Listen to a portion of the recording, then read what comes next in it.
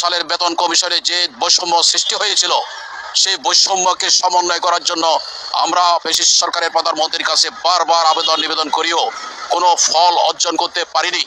আশা করি ডক্টর ইউনূস স্যারের নেতৃত্বে আমরা বৈষম্যের সমন্বয়ে আমরা আশা করি একটা সুবিচার পাবো।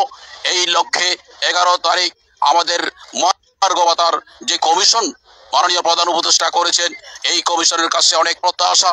আশা করি এইবার আর কোনো বৈষম্য ঘটবে না। সর্বনিম্ন 10,000 টাকা আমরা মহার্ঘ ভাতা দাবি করেছি।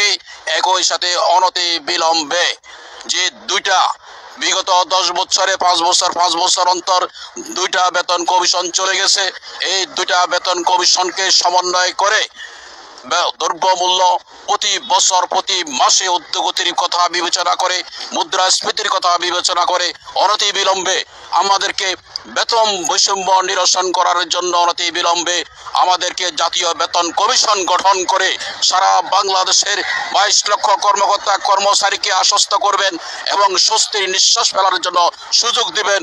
আমরা আপনাকে কৃতজ্ঞতা জানাচ্ছি, ধন্যবাদ জানাচ্ছি।